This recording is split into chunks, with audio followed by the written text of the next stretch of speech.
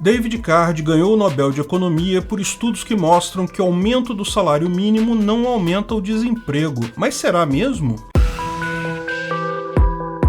Esse é o Visão Libertária, sua fonte de informações descentralizadas e distribuídas. O Prêmio Nobel de Economia, dado em 2021, premiou 3 economistas por pesquisas feitas na década de 1990. David Card, Joshua Angrist e Guido Imbens foram os premiados. Card ficou com 50% do prêmio, Angrist e Imbens cada um com 25%. Embora as pesquisas sejam independentes, os 3 premiados representam a coroação da experimentação econômica social moderna. O uso de dados econômicos experimentais como forma de validar intervenções estatais na sociedade. Angrist e Imbens lançaram as bases para ressuscitar a credibilidade das pesquisas econômicas aplicadas, em vários estudos ao longo dos anos, particularmente em 2 papers de 1991, Identification and Estimation of Local Average Treatment Effects, que poderia ser traduzido como Identificação e Estimativa de Médias Locais de Efeitos de Tratamentos,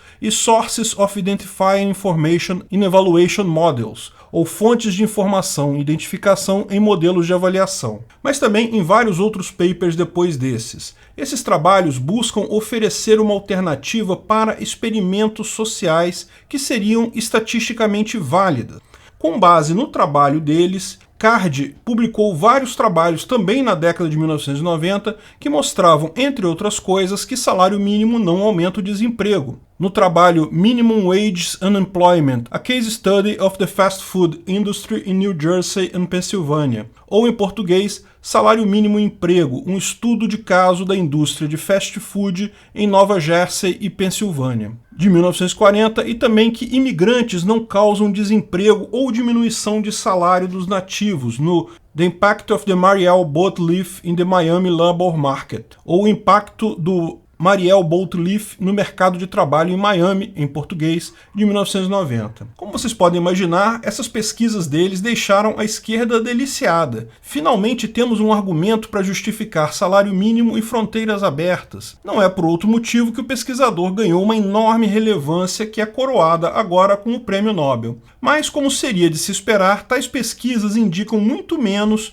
do que os socialistas esquerdistas gostariam que ela indicasse. Por exemplo, a conclusão do estudo sobre salários mínimos do Card de 1994, talvez o estudo mais citado por esquerdistas no mundo todo, na verdade diz que o aumento de salários mínimos não necessariamente causa desemprego. Ou seja, ele não chega à conclusão de que qualquer aumento de salário mínimo não irá causar desemprego, apenas que existe um caso que não causou. Aumento de salário mínimo pode sim causar desemprego. Além disso, conforme ele mesmo aponta na conclusão, ocorreu aumento do custo do produto. O que aconteceu é que o aumento do salário mínimo foi repassado ao consumidor final. Visto assim, o argumento fica bem menos impactante, não é mesmo? Mas fica pior quando você entende a premissa de onde essa afirmação minimamente favorável ao salário mínimo foi tirada. Para entender o trabalho do Card, precisamos entender primeiro o trabalho da dupla Angrist e Imbens. Como já explicamos em várias situações, não existe maneira de aplicar diretamente o método científico na economia, na verdade em nenhuma ciência social. O método científico pressupõe experimentos reproduzíveis randomizados. Quando você vai testar um remédio, por exemplo, você dá para metade do grupo de teste um placebo e metade recebe o medicamento, sem nem os pacientes saberem quem tomou o que e nem o pesquisador. Por isso o nome duplo cego. Então você pode calcular no final a diferença da eficácia porque os pacientes não sabem em que grupos estão e nem os pesquisadores. Mas imagine que você queira fazer um experimento, por exemplo, para saber se salário mínimo aumenta o desemprego ou não. Como é que você faria isso? Tem como dar salário mínimo para uma parte das pessoas e não dar salário mínimo para as outras? Não tem nem como fazer isso na forma de duplo cego, né? Sem ninguém ficar sabendo se está recebendo salário mínimo ou não. Não existe como fazer experiências econômicas ou sociais, primeiro pelo fator ético. Você estaria tratando as pessoas de forma diferente, talvez de forma cruel, e segundo, pelo fator do conhecimento. As pessoas sabem em que situação elas estão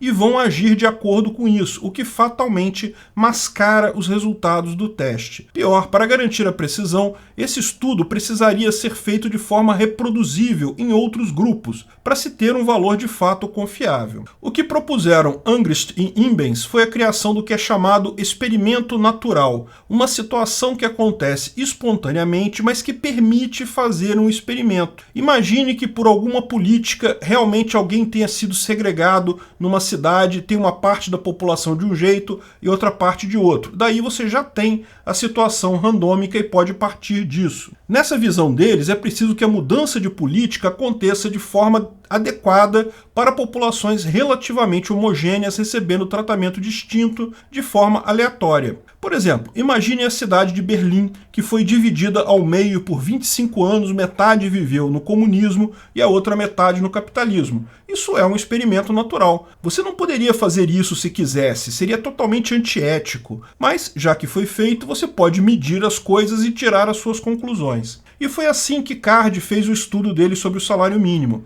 Ele usou as estatísticas da cidade de Filadélfia, que é uma cidade na Pensilvânia, mas que metade da cidade fica no estado de Nova Jersey. O estudo refere-se apenas a empregados em redes de fast food. Não foi visto o emprego em geral, apenas no fast food. Em abril de 1992, o salário mínimo em Nova Jersey foi aumentado de 4,25 dólares por hora para 5,05 dólares por hora. Foi um grande aumento, 18%. Houve muita briga política, pressão contrária, mas acabou passando esse aumento. Só em Nova Jersey. Isso significa que na Pensilvânia o salário mínimo não foi alterado. Então temos uma situação que a cidade da Filadélfia, que fica dividida entre os dois estados, uma parte passou a ter salário mínimo maior e a outra não. Um experimento natural, tal como preconizado por Angrist e Imbens. E foi um aumento de 18%, o que é significativo. Se considerarmos, conforme diz a escola austríaca, aumento de salário mínimo causa desemprego, deveria haver um aumento significativo do desemprego no lado de Nova Jersey, certo? E não foi isso que aconteceu. De fato, ele diz que houve até um pequeno aumento do emprego, mas deixa claro que se trata de uma observação sem impacto estatístico correto. Mas então, como pode não ter aumento de desemprego? Ele afirma que nenhum dos modelos existentes na conclusão explica o acontecido. Então, ele não sabe a solução de fato. Apenas mostra que os preços do fast food aumentaram em Nova Jersey. O custo foi repassado para o consumidor final. Por isso, ele deixa claro que o estudo dele mostra que não necessariamente aumenta o desemprego. Dá para perceber que se o aumento fosse grande, mesmo que as lojas topassem repassar para o consumidor, haveria uma diminuição no consumo e fatalmente levaria à perda de emprego. Mas o problema desse tipo de estudo é que existem inúmeros outros fatores que podem ter influenciado no caso. O modelo de Angrist e Imbens presume que você consegue identificar todos esses fatores, mas o fato é que talvez você não seja capaz de fazer isso. Podem haver fatores que você não se atentou a eles. O experimento é de uma única cidade, num local em que o nível de riqueza médio da população é relativamente alto, de forma que o aumento do preço do fast food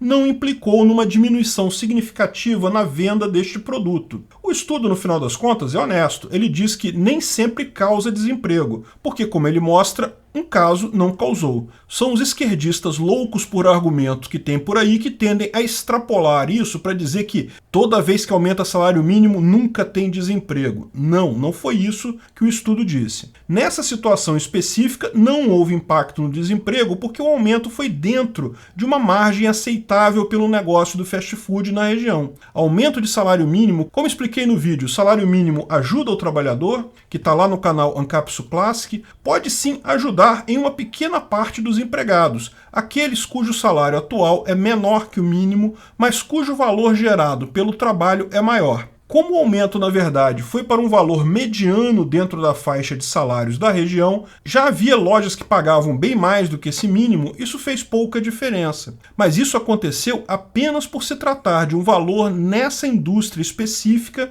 nessa região específica. Não há nenhuma ligação de que isso não causaria desemprego em outras áreas de serviço, além do fast food, nem que não causará desemprego no longo prazo. Lembre-se, foi um estudo limitado a uma única cidade com dados de 2 anos após essa lei. No final, cabe lembrar que o aumento do salário mínimo não representou um aumento do desemprego naquela região, o que não significa que não há desemprego causado pela mera existência do salário mínimo ali. A questão é que, nessa indústria específica, neste local específico, os valores foram relativamente pequenos para serem absorvidos, e de qualquer forma o salário mínimo causou desequilíbrio da mesma forma, com o aumento do produto final.